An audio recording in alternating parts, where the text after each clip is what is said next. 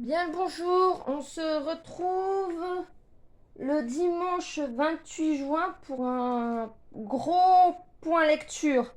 Alors prenez quelque chose à boire parce qu'on a 8 livres. Et je ferai une grosse session point lecture pour juillet et août. Même si à ce jour, normalement, le mercredi qui vient, je devrais travailler. 1er juillet, normalement, je vais travailler. Du coup, on va commencer tout de suite avec Métronome de Laurent Deutsch, avec quelques pages qui m'ont intéressé. Ça, c'est un livre à moi que j'ai acheté d'occasion, ce qui est pas tout frais, pauvre homme, avec des pas mal de pages qui m'ont intéressé. Alors, l'auteur commence avec une introduction où il nous parle de son enfance et de ses passages à Paris, ainsi que de sa découverte du métro. Et tout ça a développé sa curiosité et son attrait pour l'histoire. On a une station de métro par siècle, en commençant avec le 1er siècle, avec César.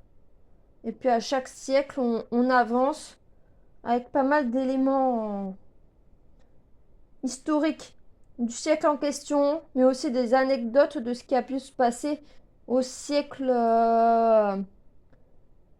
après, en lien avec cette station de métro. On a des références littéraires. Il raconte tout ce qu'il voit avant de partir dans ce qu'on attend. Le premier Paris se trouverait au-dessous de Nanterre. Il accorde de l'importance au mythe grec dans son livre. On a les ressentis de l'auteur avec la destruction de la culture gauloise, remise au goût du jour, remise à jour sous Napoléon III, avec le fameux romantisme, entre autres. On a la nécropole des rois à Saint-Denis. On a plein d'anecdotes. La monarchie absolue a commencé avec Philippe Auguste, avec de l'antisémitisme déjà, au passage. Mais c'est surtout un administrateur plus qu'un guerrier. C'est lui qui crée les archives nationales et beaucoup de collèges naissent à son époque. Alors c'est un gros résumé de l'histoire de France. C'est agréable à lire. Il n'y a pas d'image. Ma mère, elle en a un avec les images, mais dans celui-là, il y en a pas. Voyez? Hop, voilà. Là, on est à la basilique de Saint-Denis. Vous avez par rapport aux dépouilles royales. 8e siècle, voilà. Vous avez des dépouilles royales. Donc c'est un ouvrage très sympathique à lire. J'ai pris quelques jours à lire. Voilà. Posez ça où? Ici, ça va être bien.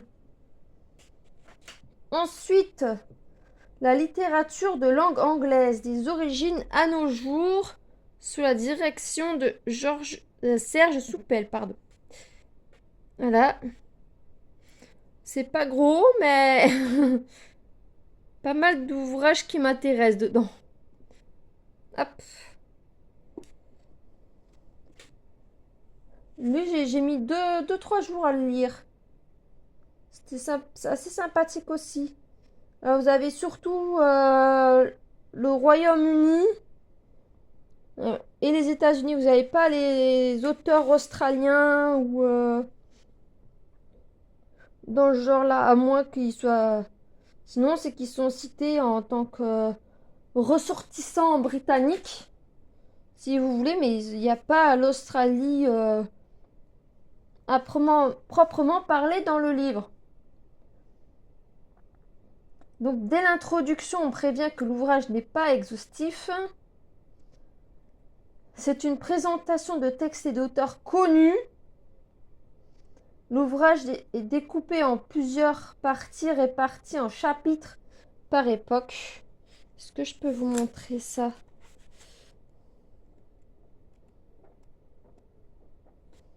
Voilà. Par exemple, là, vous avez ça. Hop. Ça se découpe comme ça. Hop. Tac. Vous écrivez anglo-normand, l'esprit courtois. Bah, voilà. Bah, là, on est passé à la Renaissance. Donc, il y a de quoi lire. Il y a la poésie. Hop, on retourne au Moyen-Âge. La prose. Il y a de quoi lire, hein. Après, c'est juste qu'il y a certains textes qui m'ont moins intéressé que d'autres par rapport à mes propres goûts. Mais là, c'est subjectif, hein. Il y en a qui vont aimer d'autres passages par rapport à leurs intérêts propres, leur sensibilité. Et on a un chapitre par époque et on a un index à la fin pour rechercher des auteurs en particulier. On a au passage un cours d'histoire de l'Angleterre. L'histoire a toujours un lien avec la littérature et la géographie et la philosophie. On a les divers genres littéraires qui existent depuis des siècles. Donc tout ce qui est romantaisie, ça n'existe pas, hein. Il n'y a pas là-dedans la romantaisie, c'est un courant récent. Mais la romance, la Jane Austen, tout ça, ça y est dedans. La poésie, le théâtre, la philosophie, tout ça, ça y est. On raconte ce qui se passe. Guillaume le Conquérant a fortement influencé l'Angleterre de l'époque, avec l'anglo-normand. L'anglais moderne date de la fin du Moyen Âge. On a les mêmes choses pour les États-Unis, et dans chaque cas, les spécificités. C'est-à-dire, il y a la littérature noire, autochtone. C'est un livre très inspirant sur des thèmes qui me sont chers. Comme vous avez vu, il y a pas mal de petits feuillets qui m'intéressent. Voilà. Après, c'est à lire, hein. C'est à lire. Tous les amateurs de littérature, ils devraient avoir un ouvrage dans ce genre-là. Voilà. Ensuite, on va enchaîner avec celui-là. L'éthique protestante et l'esprit du capitalisme de Max Weber. Voilà. Ça parle, hein? Alors, celui-là, on commence avec un avant-propos, avec une éloge de la culture occidentale. On a déjà des éléments sur le capitalisme qui existaient déjà au XVIe siècle. À savoir que je l'ai lu en pleine canicule. Et pendant un moment où j'avais pas internet sur l'ordinateur, du coup je devais lire avec que ça à faire quasiment. À part un peu de ménage et de la cuisine. Bref. À la fin, on a une note, un index et une bibliographie. Sauf que j'ai pas trouvé tout ce que je voulais dans la bibliographie. Par rapport à des thèmes qui m'intéressent et qui sont longuement abordés. Ou sinon, c'est en anglais. Je lis pas en anglais ni en allemand. J'ai en anglais, c'est difficile alors que j'ai fait de l'anglais. Alors en allemand, m'en parlez pas. On a une partie sur les sectes protestantes. On y mélange culte et capitalisme. Comme quand les présidents américains doivent prêter serment sur la Bible quand ils arrivent au pouvoir lors de l'investiture. C'est un peu ça, si vous voulez. L'exclusion est une catastrophe, c'est-à-dire si vous êtes exclu de la secte, vous êtes exclu un peu aussi de la vie sociale et économique Du coin où vous habitez, vous devenez limite un paria. Et y appartenir est quasi obligatoire. Sinon, vous êtes un paria aussi. Presque. Ça concerne l'Allemagne et les États-Unis. Le culte aux USA est lié à la citoyenneté et à la politique. Ça revient avec l'investiture des présidents. L'exclusion désintègre la personne au niveau social et économique. La partie principale, on y parle des valeurs du capitalisme, de la productivité. C'est à ce niveau-là que ça m'a le plus intéressé.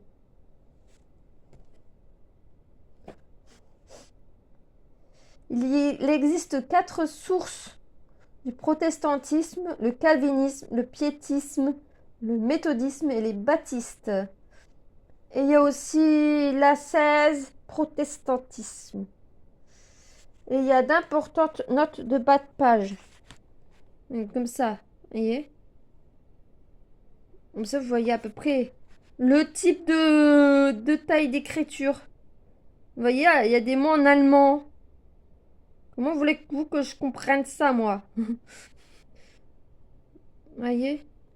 Le problème, c'est que c'est à lire, mais il y a des passages que moi, je ne comprends pas. Mais si vous voulez lire. Voilà!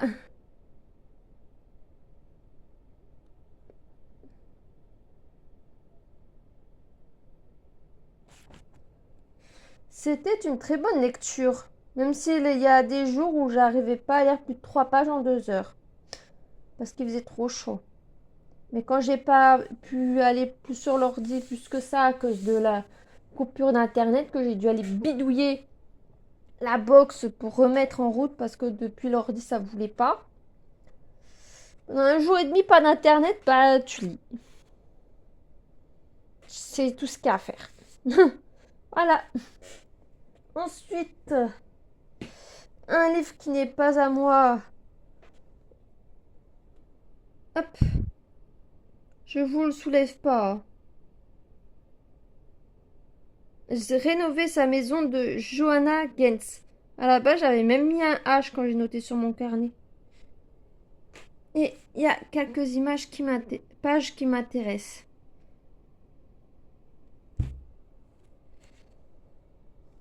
Alors, c'est un livre sur la décoration intérieure. Pas en faisant comme les autres, mais en valorisant ce qu'on aime et notre histoire. Par contre, il y a pas mal d'images. Je vais vous montrer un petit peu.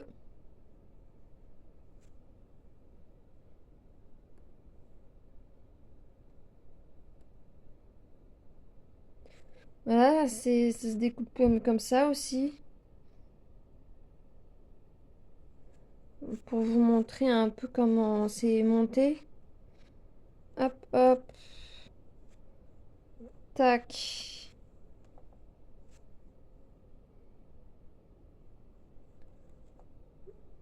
C'est très... Il y a beaucoup de photos, hein. Du coup, ça se lit très vite. Ça, c'est par rapport à la maison de vos rêves. Ou au style qui vous intéresse le plus. Ça, c'est par rapport au style que vous aimez. Bizarrement, je suis pas très moderne, hein. Je suis plutôt rustique, moi. Donc, on a un livre sur la décoration intérieure. Il faut tester, réorganiser, se faire un cocon à son image. On a la présentation des 6 styles, comme je vous ai montré dedans. Style majeur. Parce qu'il y en a plein. Il y a le zen et compagnie, romantique.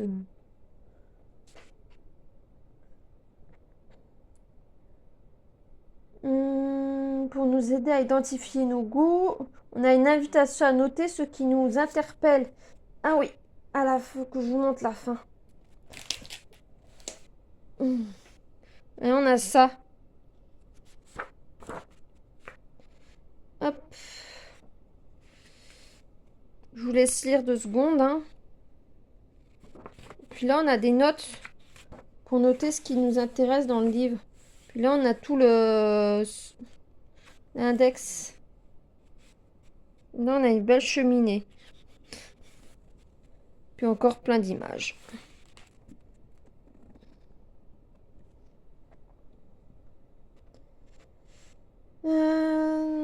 Invitation à noter ce qui nous interpelle.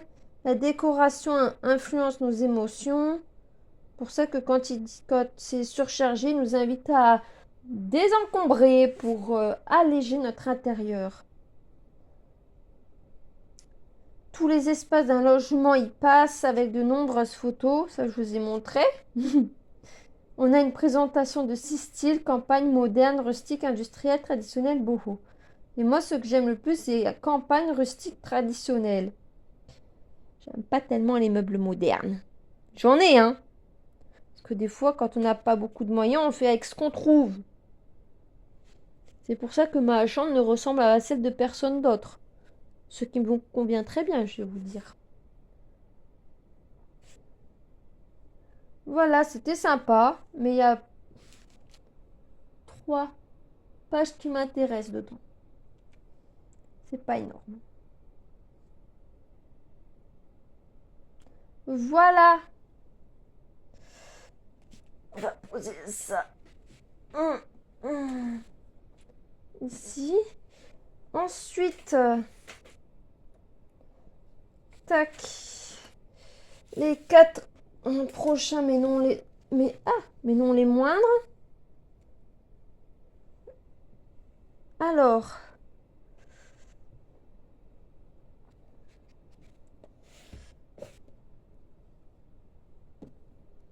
on va commencer par un recueil de nouvelles de David Barral, Les Naïfs. Alors, c'est des nouvelles avec des extraits de musique. C'est un auteur que j'ai rencontré au salon de Vimoutier. Il y a 2 livres dans ce point lecture qui viennent de là. Voilà. Donc pour chaque nouvelle, vous aviez la musique qui allait avec. J'ai essayé d'écouter avec les morceaux de musique à chaque fois. Mais pour Glace, vous n'avez pas le temps d'écouter les 2. Si vous voulez les écouter ensemble pour le morceau, pour la nouvelle. Il y en a qui sont trop courtes pour tout écouter. Mais c'est sympa, ça permet de découvrir des morceaux de musique au passage. Donc il y a 12 nouvelles accompagnées de musique. Donc on a la première, Sacha, fils d'un personnage hautement dépressif. Je vous donne les trucs qui sont un peu qui peuvent craindre si vous êtes un peu trop sensible sur certaines choses, hein, au passage. Enfant d'un amour détruit. Donc ça parle autour de ça. Je peux pas vous en dire beaucoup plus, c'est des nouvelles. Hein. Je donne le thème principal. Ensuite, vous avez Messa Redonda. Histoire de lutte sociale et de désespoir, de tension politique. Ensuite, vous avez Lou. Histoire sur les joies de la circulation à Paris. Voilà. Je peux pas vous en dire plus, hein, c'est quasiment que ça. C'est une fille qui veut partir de Paris et qui subit les travaux, la circulation. Benjamin, échange entre 2 personnages à écran interposé. Mention de Turner, le peintre. Présence de l'art et de l'amour. Il y a plus que ça, mais bon, c'est surtout ça le principal. Thomas, histoire de santé et de dégénérescence du cerveau. Le père a Alzheimer. Et du coup, il parle d'un peu de ses souvenirs. Mais c'est très court. Hein. 12 nouvelles dans un livre de 162 pages. Après, il y en a qui m'ont plus plu que d'autres. Hein. Simon, histoire se passant au bord de l'eau, relations sexuelles. Jeanne, une femme en recherche d'emploi à Paris. un texte sur le théâtre avec de jolis passages. Voilà. Elle était un peu plus longue que les autres, elle. C'était sympa. Elle m'a plus parlé que d'autres. Lire pour écrire et faire entendre sa voix. Elle était pas mal celle-là. J'ai bien aimé. Et Jeanne. Ensuite, vous avez Mathias. Texte sur une personne qui se cherche. Ça peut parler à tous les jeunes ou adultes. Parce que quand on cherche du boulot, des fois on se cherche. Surtout quand on galère. Qu'on n'arrive pas à trouver dans sa branche. Qu'est-ce que je peux faire d'autre? Victoire, histoire de jumeaux et de tempérament. Et une histoire d'amitié ou plus. Il y a la sœur qui veut prendre la puissance par rapport à l'autre et qui est assez... c'est une grosse travailleuse. Et elle veut tout bien faire pour être valorisée et prendre sa place dans la société. En voulant éclipser son frère au passage. Et elle va développer une histoire avec une collègue. Beaucoup de vie sociale en lien avec elle et puis ça va aller plus loin que de simples retrouvailles dans des petits bars-restaurants de temps en temps. Je n'en dirai pas plus, c'est déjà trop. Alors Clémentine, récit de présence et de communication. Raphaël, sur l'enfermement avec soi-même, sur la présence. Et Gabriel, texte sur la littérature et sur l'amour. Alors celui-là, c'est surtout la fin de ce texte-là qui m'a particulièrement touchée.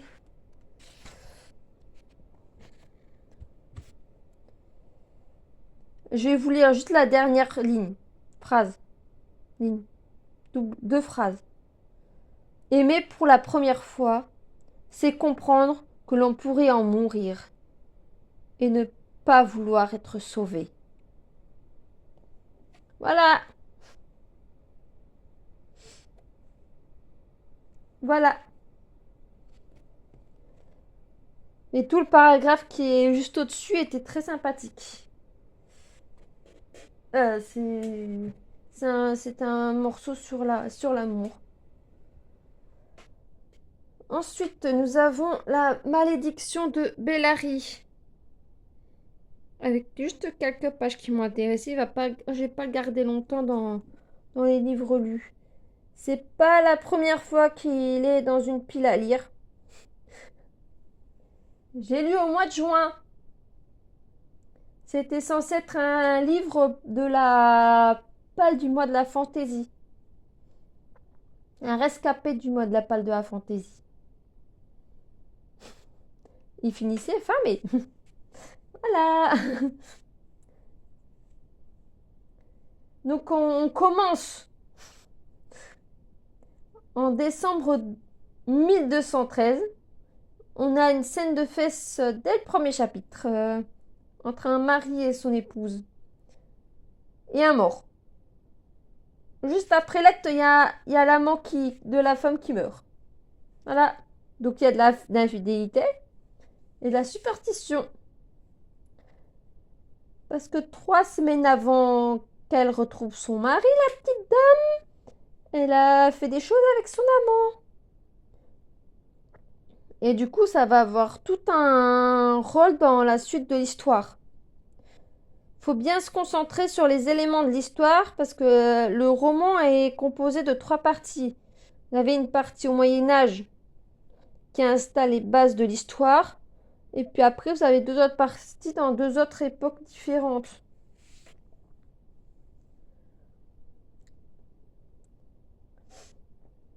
Donc 9 mois plus tard, naît un fils mal formé, il est borgne et il boite, quelque chose comme ça, que les parents mettent à l'écart. Si vous voulez, c'est la nourrice de la mère qui va s'occuper de l'enfant comme si c'était le sien. Et ça va pas très bien se passer. L'enfant va être mis à l'écart au monastère de Bellary. qui a une importance tout au long du texte. Et l'enfant aussi. Du coup, on a de la fourberie, de la haine. L'enfant va détester ses parents au point que ça va causer des choses chez deux autres parties. Des choses bizarres se passent. Il y a des petites diableries, si vous voulez. Il y a des choses pas normales qui se passent. Il y a tous les trucs politiques. Hein. Jusqu'où on peut aller pour du pouvoir. Hein. Tuer ses concurrents. Coucher. Pour garder sa place. Il y a beaucoup d'irréalisme sur d'autres choses, par contre. Hein. Il y a l'enfant qui va exister du Moyen Âge jusqu'à la fin de la Révolution française. Donc, 1792, dans ces eaux-là.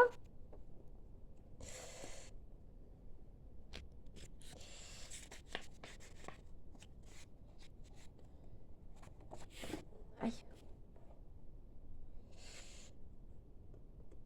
C'est pas évident de tourner avec une seule main.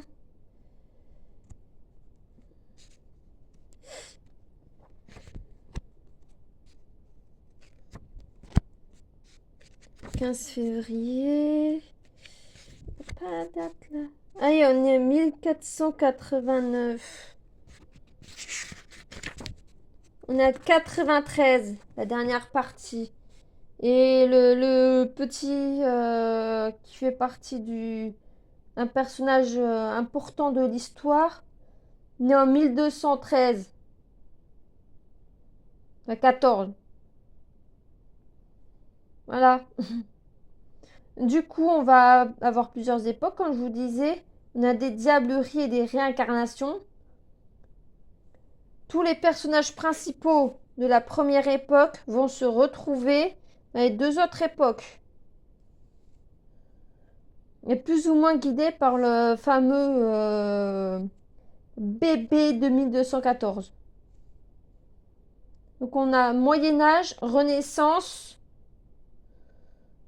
sous les guerres de religion, là, entre catholiques et protestants, et la Révolution française. Voilà. Après, une fois qu'on est dedans, ça se lit bien. Hein. Mais il faut rentrer dedans, quoi. C'était une lecture sympathique. À lire si vous aimez ce genre de choses. Ensuite,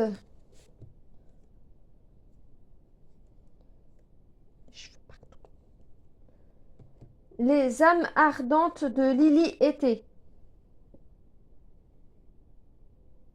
Quelques pages qui m'ont intéressée aussi. Alors ça, ce livre, on voit que c'est écrit pour les jeunes. Donc je vais vous raconter un peu. Parce que c'est un récit assez court. Mais c'est intéressant quand même. Hein. Donc on a à la fin des remerciements, des conseils pour agir. Aller plus loin. Remerciements. Yeah.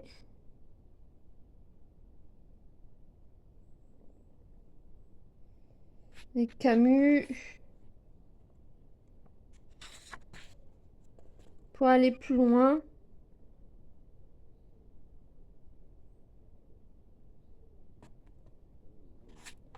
Voilà. C'est aussi une autrice que j'ai rencontrée au Salon du Livre de Vimoutier. Donc on a à la fin des remerciements, des conseils pour agir, aller plus loin. Là où on peut retrouver l'autrice. Au début, on a ses autres ouvrages. Dans le récit, on a des expressions littéraires, d'autres œuvres. On a des petits bouts de poèmes. Est-ce que je vais vous retrouver ça? Voilà.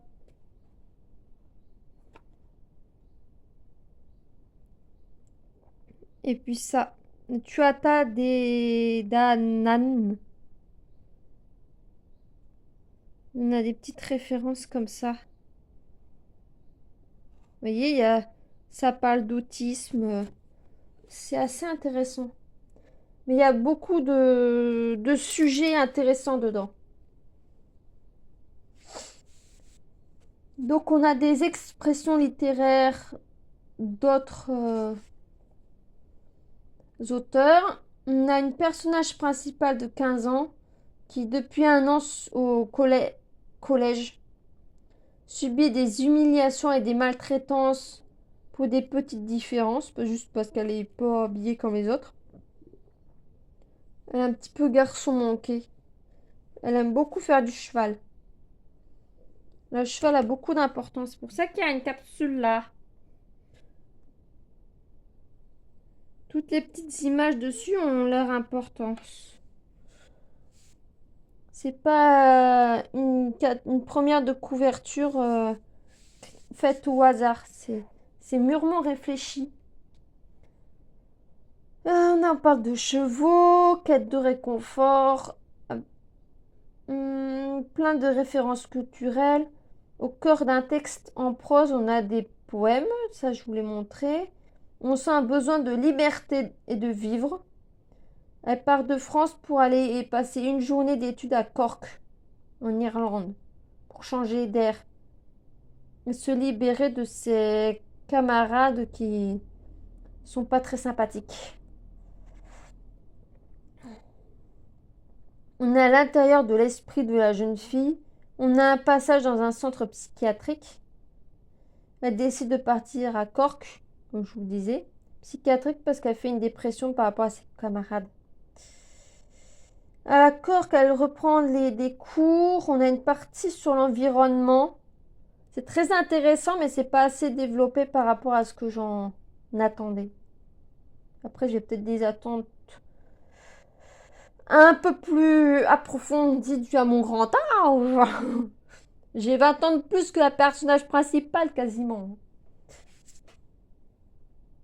On a un passage dans un centre psychiatrique, ça je vous l'ai dit. C'est très intéressant sur la quête de soi, la compréhension de sa psyché. On a de la romance aussi. À la fin. Je peux pas plus. C'est juste au cas où que vous aimez pas la romance. Vous n'avez pas de scène. Voilà. Il n'y a pas besoin de scène de pour avoir une belle romance. Malgré une plume agréable et des sujets forts, on sent que c'est écrit pour des jeunes. De nombreuses références à Alice au pays des merveilles. Après, c'est de l'âge de la jeune fille. Alors, c'est pas écrit pour moi à la base, mais hein, c'était quand même assez sympathique à lire. C'est un livre que je conserve. Ça veut tout dire, hein. Je le garderai un certain temps, en tout cas. Donc, je vous le conseille pour le lire, pour aider notamment les jeunes qui souffriraient de maltraitance, qu'on peut s'en sortir. On peut se battre et s'en sortir en les changeant d'établissement scolaire. S'ils ont cette volonté-là de se débrouiller en partant ailleurs pour se retaper,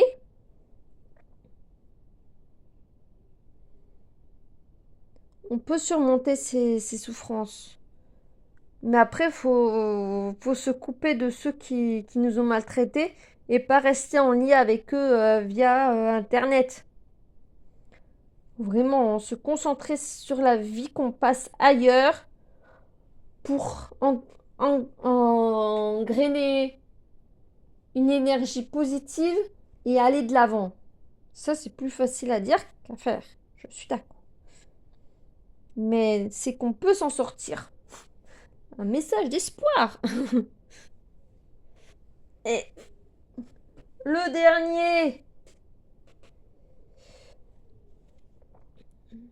Pétrone Le Satyricon. Voilà, 3 pages. Préface d'Henri de Monterland. 2 au début, 3 une à la fin. Ceci est un abandon. Je commence direct. Bon, alors on commence avec une préface d'Henri de Monterland, comme vous l'avez vu. Pétrone a inspiré le préfacier. À la fin, on a une notice nous indiquant que l'œuvre en question, c'est des fragments. Est-ce que je peux vous montrer ça? Vous voyez, vous avez des petits 16, petits numéros. Hop, 15. Là, on a 14, 13, 12.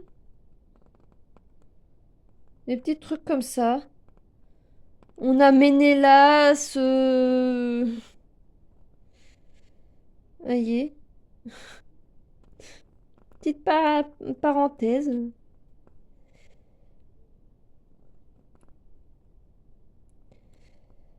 Voilà. On a Homère, Pindare.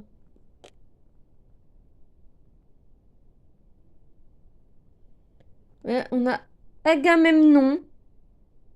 Voyez. On est censé être en italien.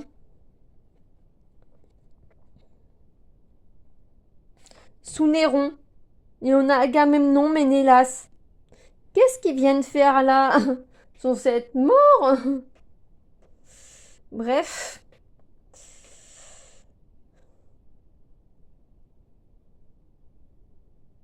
Donc les fragments sont réunis de façon à constituer une histoire et des notes expliquant certaines choses, à savoir que nous sommes dans la Rome de Néron.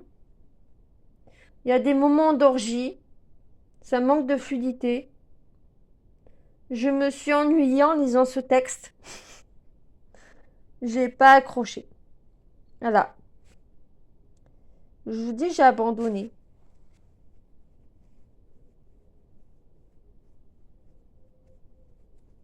J'ai pas trouvé ce qu'on trouve dans la 4e de couverture. Je vais vous la montrer.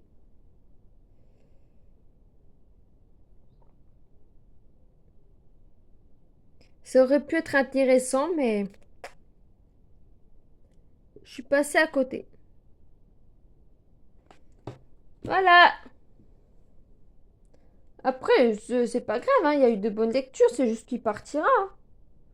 Fera partie du prochain Unhaul. C'est pas le prochain que vous aurez, mais celui-là, il sera du lot d'automne, je pense.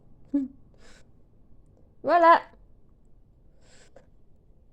Je vous souhaite de bien vous hydrater, de vous mettre à l'ombre, de faire des pauses, tout ça, tout ça. Et je vous souhaite une bonne journée. Et n'oubliez pas de me dire ce que vous avez pensé de ces livres, si vous me conseillez d'autres ouvrages qui pourraient m'intéresser. Voilà, à bientôt!